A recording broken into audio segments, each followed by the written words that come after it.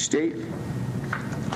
Who are you going to call? There are two victims' relatives that are not present that we will be reading their prepared statement. And would you like to do that first? Yes. And Ms. Mixon, you're going to read them? Yes. All right. Why don't you come to the microphone for me, though, and make sure you identify each one to the jurors first. This letter is written by Elena El-Sahi. On the morning of her murder, Brandi called me. I am Brandi's mommy. She was excited about her raise she got from her job. She sounded so excited and enthusiastic. She was mostly excited about her birthday coming up and being a quarter of a century old.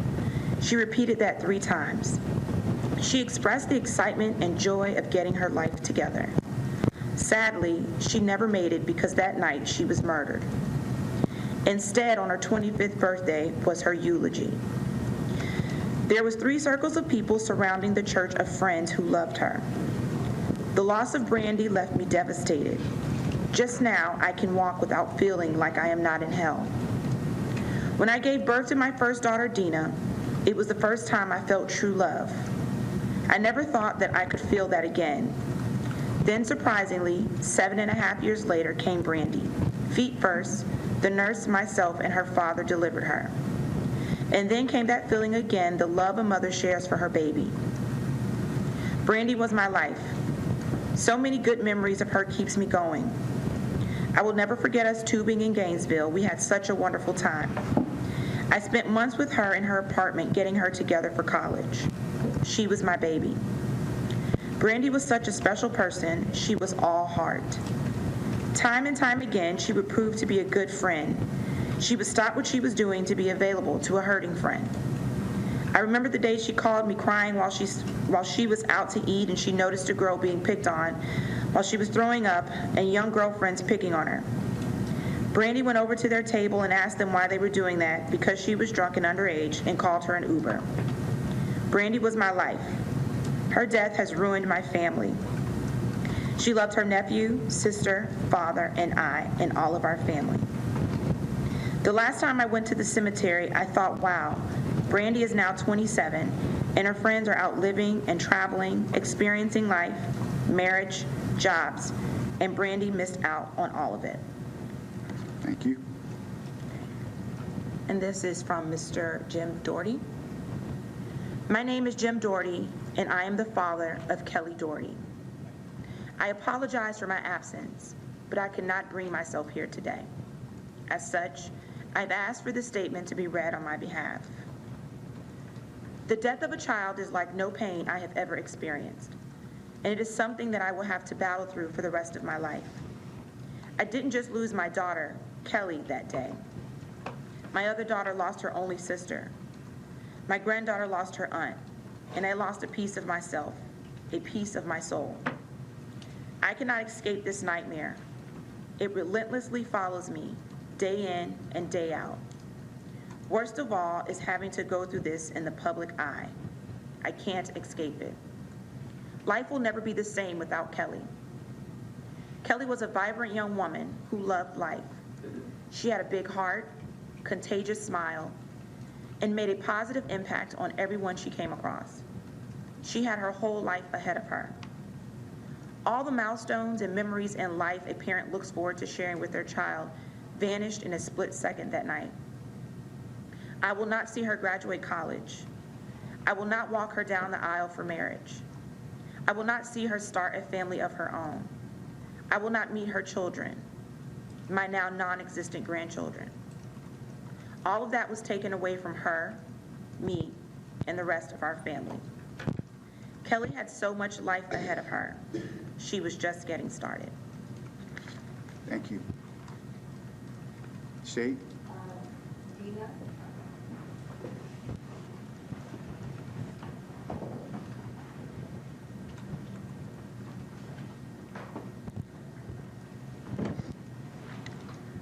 Good morning. Take a deep breath.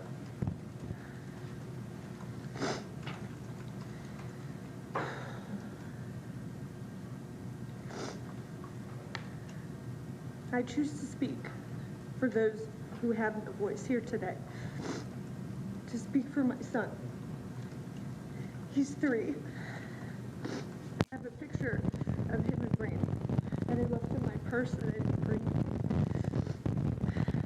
because I forgot. This is the hardest moment in my life. God, I wish I had more pictures of him with her. I'm here to speak to my daughter, 9 years old. The middle name is Brandi, named after her name that she will never meet. Never hear her laugh. Never feel her hugs. Never go shopping with her. Never get advice from her. Nothing. Because she's gone. For my son, who will never speak to her. Never play hide and seek. Never have her cheering at his games. Never get cool. Nothing. She's gone. They are only left with stories. But those, although told often, won't and can't do Brandi justice.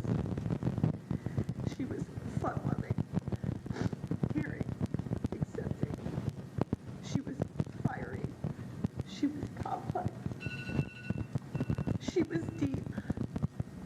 She was a shoulder to cry on. And always there when I needed to talk. She was and will always be my baby sister. I remember when she was born. I was 7.5.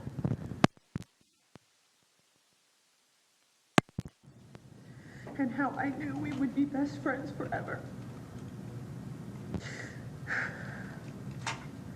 I remember feeding her, changing her diaper. She was the happiest baby with the chunkiest little cheeks. I'm often reminded of those moments while caring for my own daughter now, who already has her fierce and larger-than-life personality. I remember Gator games together, endless nights talking and laughing. After she moved back home, I thank God for those last 8 months we spent together, where she was working at my law firm. We ate lunch together nearly every day. We caught up for a lot of lost time while she was studying up at the University of Florida. She was working really hard. She even had an office with a window, which is better than my office. And she always made fun of me for that. Nothing but opportunity and potential ahead of her. I was, and am still, so proud of her. Instead of speaking at her wedding as a maid of honor, as she did for me, I speak here today. Instead of sharing life's triumphs, life's struggles, I'm left to forge on without her. She was gunned down a week before her 25th birthday. Instead of celebrating her quarter century, we buried her on her birthday. I often catch myself reading and remembering her own words from the last thank you note she sent me when I sent her these bracelets for her birthday.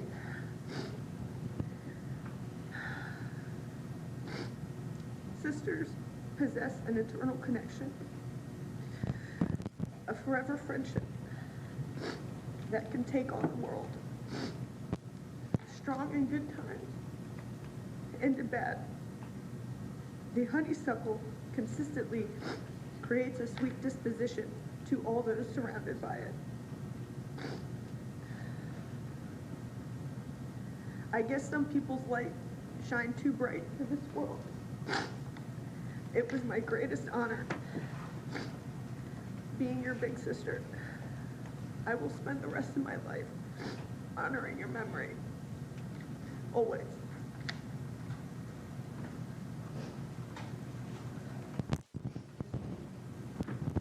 Mr. Henry? Good morning.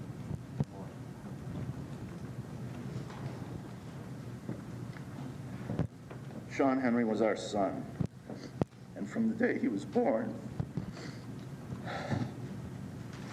until the day we die, we will be proud to say that.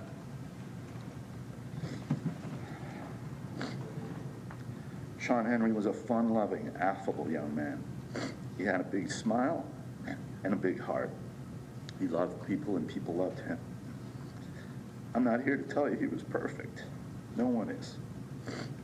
He made some mistakes, and he made some bad decisions, but none of them should have cost him his life.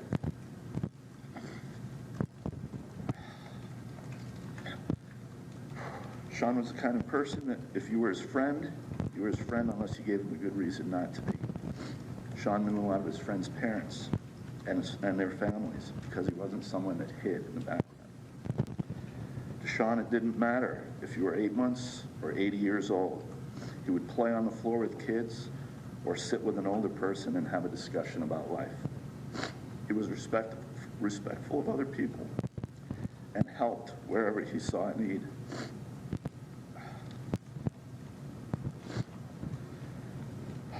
Shawn was a young man of faith.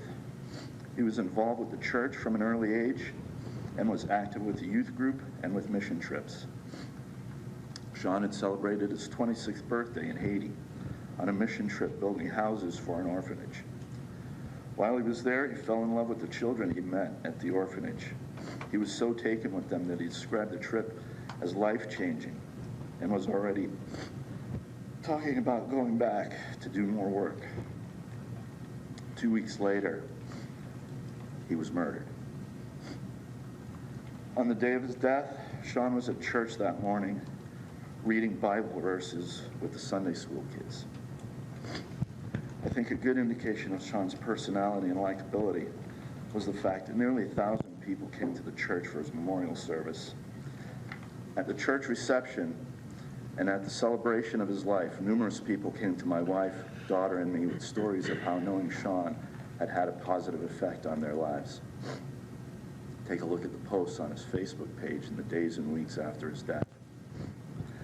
At Shawn's celebration, a young man came to me and told me that Shawn had saved his life.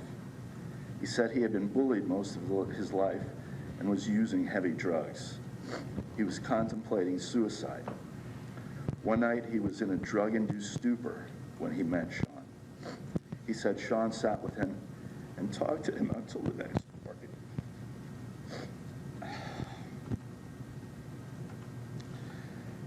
After that, Shawn would seek him out and ask him how he was doing. Shawn encouraged him to get off drugs and constantly told him his life was worth living.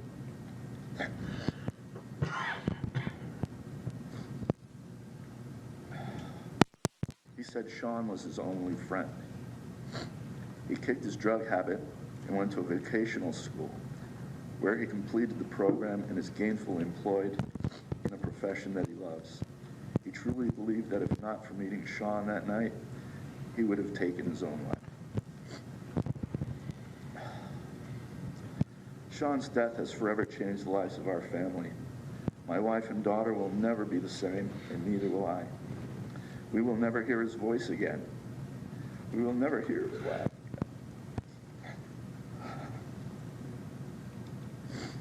again. We will never feel his big hugs again.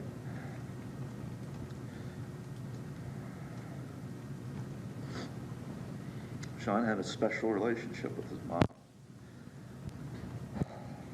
They were always laughing with each other. Sometimes it was just their little secret. He was a great big brother to his sister. He was just shy of 2 years old when we brought Rachel home from the hospital as a newborn. We sat Shawn down on the couch and put her in his arms and told him that she was his baby too, and he had to help take care of her. He looked at us and said, okay, and he did that every day for the rest of his life.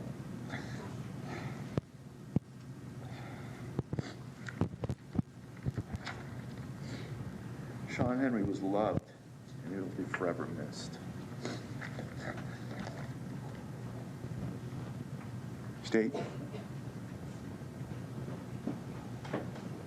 That's everyone.